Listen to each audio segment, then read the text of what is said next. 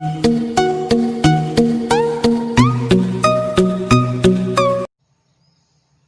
everyone, this is Gauri Paithod from Advocate Yadav Bhutte Junior College, Rajura. Please like and subscribe our channel of Advocate Yadav Bhutte Mahavidyalaya. In last lecture, we have studied about the Windows 98 operating system, NT operating system, as well as Linux operating system.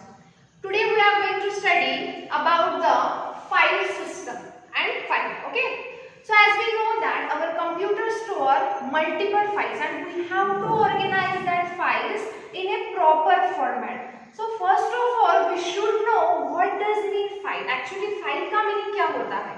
So file is nothing but it is a collection of related information. Okay, so information it may be data or it may be program. कोई raw material भी हो सकता है, कोई data भी हो सकता है, या फिर किसी कोई प्रोग्राम भी हो सकता है. It is nothing but code. ठीक है? So अब हमें ये भी पता है कि हर एक फाइल को स्पेसिफाइड नाम है. ठीक है? So each file has a specific name so that we can modify, open, close or delete the file. Right? So on the basis of its name we can perform many operations on that file. As well as our computer stores the file in a logical format. ठीक है? हमारे जो files computer में store होते हैं वो logical view में या फिर लॉजिकल फॉर्मेट में स्टोर होते हैं. ठीक है? Now let's see the computer system organize the file in a computer so that we should have to allocate some disk space to file, and if the file is not in use we should have to deallocate that space. मतलब अगर आपको कोई file store करनी है तो पहले उसके लिए स्पेस अलोकेट करो. अगर वो फाइल बहुत देर से यूज नहीं हो रही है, यूजलेस अगर वो फाइल है तो आप उस फाइल के लिए जो स्पेस है वो क्या करो, डीअलोकेट करो. मतलब उस फाइल को आपके डायरेक्टरी में से डिलीट कर दो. ठीक है? Now let's see the types of file system. Basically the file system has been divided into two types. First one is tape based system and second one is disk based system. ठीक है? तो इसमें difference क्या है? क्योंकि सबसे पहले मतलब 50 साल पहले हम टेप बेस्ड सिस्टम को ज्यादा प्रेफरेंस देते थे, तो अभी हम उसको इतना ज्यादा क्यों नहीं यूज कर रहे? उसमें कुछ ड्रॉबैक्स होंगे, उसमें कुछ कमियां होंगी जो किसी नए फाइल सिस्टम ने ओवरकम की है. Right? So let's see the first file system is nothing but tape based file system. इसमें क्या होता था कि ये जो फाइल सिस्टम है ये बहुत ही सिंपल होती थी, मतलब यूज करने के लिए सिंपल होती थी. राइट? बट वो क्या होती थी, इनएफिशिएंट होती थी. तो इनएफिशिएंट क्यों होती थी हम वो नेक्स्ट टॉपिक में देखेंगे. ठीक है? Next one is it stores one और more files on the tape based file system. मतलब एक टेप के ऊपर आप एक से ज्यादा फाइल्स को क्या कर सकते हो, स्टोर कर सकते हो. आपको पता होगा जो रील्स आती थी टेप में, ठीक है, उस रील्स के ऊपर आपकी फाइल्स स्टोर होती है. ठीक है? तो इसका स्टोरेज भी अच्छा खासा था.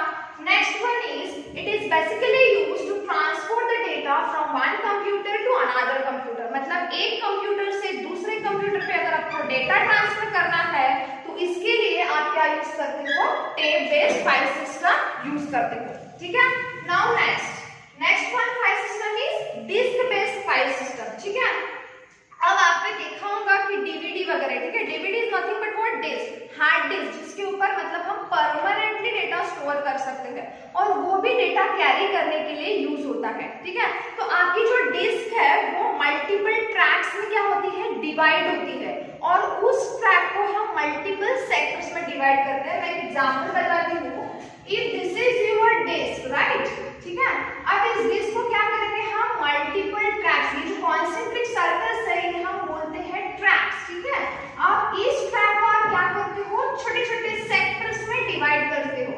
So this is nothing but your one sector. Fine? और ये जो आपको सर्कुलर या फिर कॉन्सेंट्रिक रिंग्स दिख रही है उन्हें हम बोलते हैं ट्रैक. मतलब एक सेक्टर के ऊपर हमारी इंफॉर्मेशन स्टोर रहती है. ठीक है? अब इस सेक्टर का साइज और नंबर ऑफ ट्रैक आपके डिस्क के ऊपर कितने हैं वो ड्राइव टू ड्राइव क्या होंगी, वैरी होंगी. इससे मैंने यहाँ पे सेकंड पॉइंट लिखा है, number of tracks and the size of sector varies according to the drive. ठीक है? लास्ट वन इज, अब हर एक डिस्क को क्या रहता है, डिवाइस डायरेक्ट रहती है. अब डिवाइस डायरेक्टरी में क्या रहेगा कि उस फाइल मतलब उस फाइल का नाम रहेगा, उसका स्टार्टिंग एड्रेस रहेगा, उसका जब वो क्रिएट हो गई थी फाइल तो टाइम ऑफ क्रिएशन रहेगा, लास्ट वो फाइल कब मॉडिफाइड हुई थी वो भी डेटा रहेगा। तो इतनी सारी इंफॉर्मेशन उस डिवाइस डायरेक्टरी में रहती है, ठीक है। नाउ अभी ये क्वेश्चन अराइज होता है कि डिस्क बेस्ड सिस्टम आपके टेप बेस्ड सिस्टम से अच्छी क्यों है। So what are the advantages of disk based system over the tape based system, right. Let's see one by one. First point is finding the file. अब ध्यान से सुनो कि अगर आपको टेप बेस्ड सिस्टम में कोई भी फाइल फाइंड करना है तो बहुत ही टेडियस टास्क है, ठीक है, मतलब बहुत ही कॉम्प्लेक्स चीज है, ठीक है। If you want to search और if you want to find a file from the tape based system it is very difficult, क्योंकि अगर अज्यूम करेंगे आपने अगर म्यूजिक वाली जो कैसेट देखी होंगी, टेप देखी होंगी, ठीक है, तो उसमें अगर आपने for example 15th song play किया है और अगर आपको 3rd सॉन्ग प्ले करना है तो आपको वापस रिवाइंड करना पड़ेगा 15, 14, 13, 12 अप टू 3rd सॉन्ग, ठीक है। तो यहाँ पे भी ऐसा है, अगर आपको एक आधी फाइल सर्च करनी है तो आपको स्टार्टिंग से वो पूरी की पूरी फाइल सर्च करनी पड़ेगी। अगर वो फाइल एंड में होगी you should have to visit each and every file from the start, okay. But the finding the file in a disk based system is easy, ठीक है। Next one is modification of file. If you want to modify a file from the tape, you should have to copy all the data from the tape, okay, within your system and then you can modify. मतलब आपको पूरा का पूरा data, पूरे के पूरे files जो आपके टेप में स्टोर है पूरे कॉपी करने पड़ेंगे, उसके हिसाब से मॉडिफाई करके आपको फिर से उसमें इंसर्ट करने पड़ेंगे। But if you want to modify the file from the disk तो आपको सिर्फ पर्टिकुलर फाइल चेंज करोगे, मॉडिफाई करोगे और वापस से उसको ऐड कर दोगे। आपको पूरे का पूरा डेटा डिस्क में से कॉपी करने की जरूरत नहीं है। Next one is your storage. अब देखो फाइल्स आपका जो टेप बेस्ड सिस्टम है अच्छी खासी स्टोरेज प्रोवाइड करता है, बट उससे भी ज्यादा स्टोरेज आपको डिस्क बेस्ड सिस्टम प्रोवाइड करता है, ठीक है। सो द डिस्क बेस्ड और the disk based system can store larger files as compared to the tape based system. Next one is rewritten.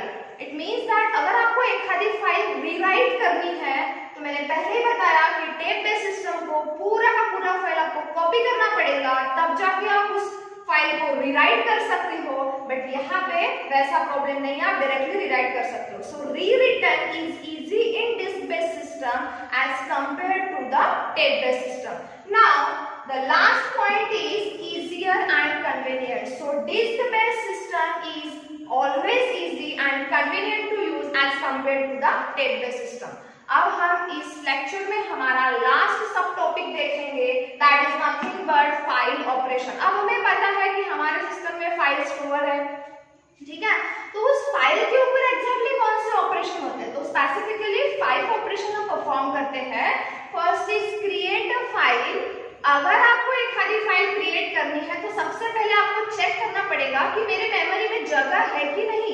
If you have a limited amount of space within your memory then you are able to create a file. Second one is write a file. अगर आपको एक खाली file write करनी है, मतलब उसमें अगर data लिखना है, तो सबसे पहले आपको क्या करना पड़ेगा, उस फाइल को उस फाइल के नाम से सर्च करो, ओपन करो और फिर राइट करो। Then next operation is reading the file. Reading the file में भी वही कॉन्सेप्ट है, पहले उस फाइल के नाम को सर्च करो, ओपन करो और उसको रीड करो, ठीक है। Next is rewind the file. Rewind the file का मीनिंग क्या है कि अगर उस फाइल का जो पॉइंटर है वो स्टार्टिंग पॉइंट पे लेके आना is nothing but rewind the file, okay. So first of all search the file name, fine, then you have to keep the file pointer from the start and last but not least is delete the file. अगर आपको लगता है कि वो file बहुत देर से use में नहीं है, मुझे मेरे सिस्टम में नहीं रखनी है, मेमोरी में नहीं रखनी है, तो उस वक्त हम क्या करेंगे, फिर से उस फाइल के नाम से सर्च करेंगे और बाद में उस फाइल को डिलीट करेंगे। So this were all about files, then types of file system and the operations that are going to perform on the file. So thank you.